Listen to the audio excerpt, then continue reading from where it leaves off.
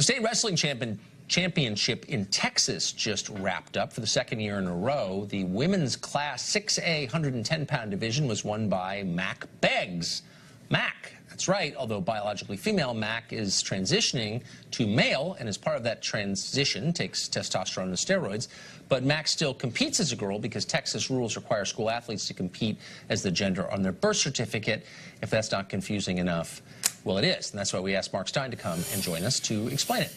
So, Mark, this seems like, and I think it's worth being paranoid about every new development because they always are a slippery slope, actually, despite claims to the contrary. But why is girls' sports not over? Boys have a massive physical, biological advantage in a lot of sports, and if you allow boys to compete as girls, then what happens to girls? Well, there is no girls' sports then. But you're right. Just to go back to what you said, Tucker, this may seem trivial and the slippery slope. It isn't actually. I would say this is actually one of the biggest stories of our time, perhaps the biggest, bigger than the budget deficit or whatever. You used the word gender in the introduction. In my day, we used to talk about the sexes, and when I was a schoolboy, it would say name, date of birth, place of birth, sex, and every errant schoolboy would put sex, yes please, and it was a standard schoolboy joke, and we all tittered. And all the girls put sex, female, and that was how it was divided. And somewhere along the way, the word sex, the two sexes, were abolished and replaced by the word gender. And in the course of that, we lost not just a great schoolboy joke, but in a sense, we lost that clear distinction. And so we have replaced the two biological sexes with a multiplicity of genders. And the abolition of the sexes is, in fact, not a small thing. And the point of this wrestling competition, Texas has responded to some of these modish fancies by saying, no, only biological girls can compete in girls' sports and biological boys. And this is a way of just saying, well, whatever you do, whatever laws you pass to protect traditional sex roles and girls' sports and boys' sports, we're going to ride a coach and horses through it anyway, and you're done and it's over. It is one of the biggest stories of our time. I agree with that, and I think it has profound impact. That's why we always do the story, not for any prurient reason, but because the way that men and women get along is the basis of society, and it's nothing's more important than that. But I'm fascinated by the idea that a small group of people can determine what the rest of us are allowed to say out loud about even biology. We're now required to lie about biology, and we're punished if we don't.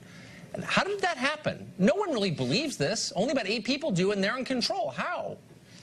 Well, I think that's the other fascinating thing. You know, if you're a climate skeptic, then the left demonize you and say you're anti-science. But we are actually abolishing biology in a lot of this. I mean, what I find interesting about this is, as you say, there's only 8 people who actually believe all this.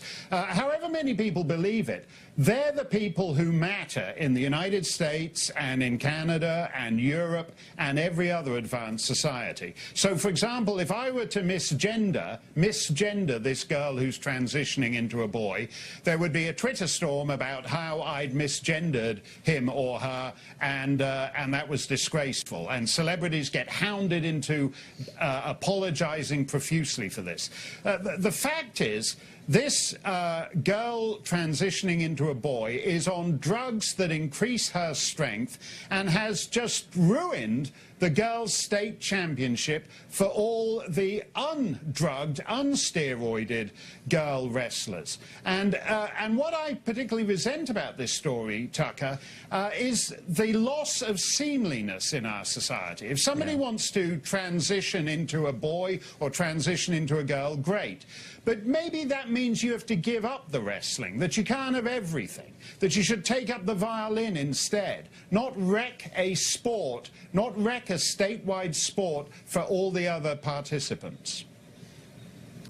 It's deep and true. Mark Steyn, thank you, as always, for that. That was great. Thanks a lot. Well, things are moving so fast in America's cultural revolution, the one underway now, you may have lost track of some of the new gender rules. Maybe you don't want to know what they are. Some of them don't seem to make much sense, much less comport with the High school biology you once learned. Remember that? Tough luck. You've got to learn them anyway. People are getting fired or getting drummed out of polite society for saying the wrong thing, even accidentally. So pay attention. Excuse me, a few years ago, the goal for transgender rights was acceptance. It sounds pretty reasonable. Most people thought so. Then it was legal enforcement of transgendered identity, with punishment for anyone who doesn't use the right pronouns or eagerly share bathrooms. That happened. Now we're advancing toward mandatory transgender dating. For real. A transgender activist called Zinnia Jones recently lit into straight men because so few of them seem to want to date other biological men who are transgendered. Jones tweeted this: "I don't see a problem with telling straight guys who are exclusionary of trans women partners that they should try to work through that." Jones added this: "These angry declarations that they have some absolute right not to be with trans women are just misplaced and inappropriate. Some absolute right to date who you want. You thought you had such a right. Silly you. Your personal romantic preferences are no longer your own. They're now an extension of your political preferences, and they are therefore public property. So if you're a biological man who prefers biological women, you are a bigot. Now laugh if you want, but like virtually everything that seems too absurd or too ugly or totalitarian to be real, it'll almost inevitably become a mainstream cause for the left at some point. And then what? Why wouldn't dating websites, for example, compel men to date one biological male for every 5 biological females? Why wouldn't Facebook and Twitter ban users for the hate think of preferring the opposite sex? Good question. If nobody stands up to complain, they probably will. That's about it for us tonight. Tune in every night at 8 to the show that is the sworn enemy of lying, pomposity, smugness, and groupthink. Don't forget to DVR it if you haven't already. And stay tuned for the 5 from New York City. That's next. Have a great night.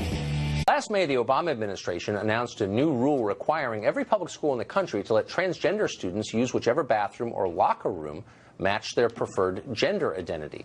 Well, yesterday, the Trump administration retracted that rule, saying that bathroom policies like these are state issues and shouldn't be set by the decrees of 1600. California's lawmakers are chopping up their state's criminal code to keep up with rapidly shifting values that are changing so fast it is bewildering.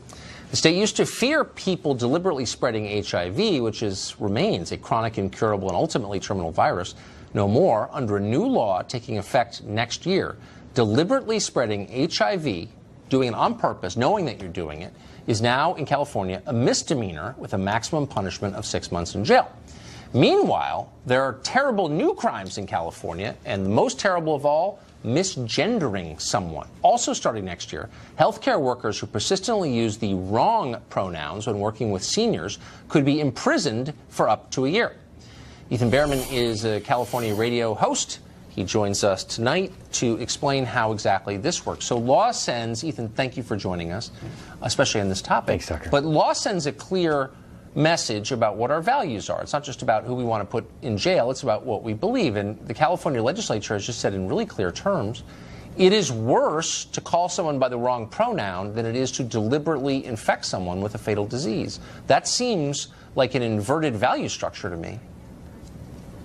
Well, it's not worse, and I'm not quite sure where the year is coming from in terms of punishment, and of course that's up to the judge, but what we have is something called elder abuse is what happens, and as our demographics change, the law needs to keep up with that. So if you want to be called something, shouldn't I, as basic human decency, call you what you want to be called? Yeah, and I do that's that. What we're talking about here. Yeah, no, it's not what we're talking about. I mean, people change their names, women get married, for example, or whatever. I want to call you what you want to be called. That's always been my view, because I try to be polite.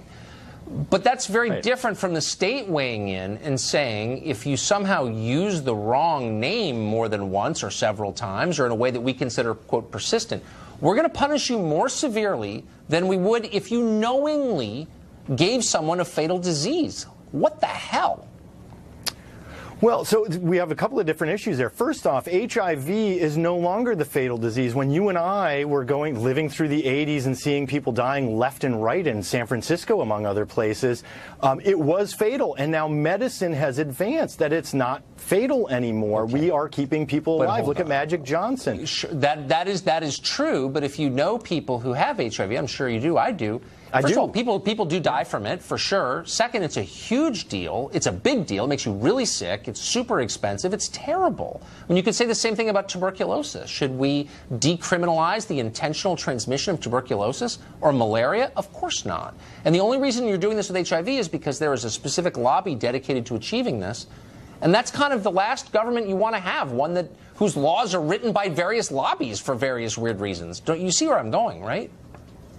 I absolutely see where you're going, and I still disagree with you, because what we have here is we have a specific demographic who generally has HIV, who is being discriminated against and has a tremendous history of discrimination in the United States. Otherwise, we wouldn't need things like the Stonewall riot in New York City, for example.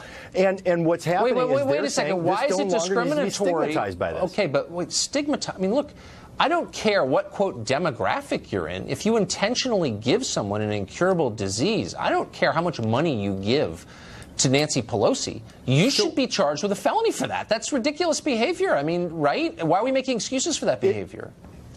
Because it isn't. It's not it's not manslaughter, attempted homicide anymore, because we are keeping people alive with HIV. The medicine has advanced tremendously. Okay, so if I give you tuberculosis, which can be managed with antibiotics most of the time, like HIV, which can't always be managed, by the way, but most of the time, would that be a misdemeanor too? Yeah, and morally speaking, why not any STD? No, because gonorrhea has never had the consequences of HIV or tuberculosis. But look, the tuberculosis sufferers don't have a lobby. That's the truth here. But as a moral question, you think it's okay, it shouldn't be a felony to intentionally give someone tuberculosis. Is that what you're saying? I think it's wrong, just like you do, but is it a felony? Is this something that we should be putting to give someone a potentially on purpose? Look, but again, just to be totally clear, this is on purpose. This is not, diseases are spread accidentally, and we understand that through recklessness or carelessness. No, this is on purpose. Like, I'm trying to give you this disease. That's not a felony. No, and it's a misdemeanor in the state of California. We have determined. All right.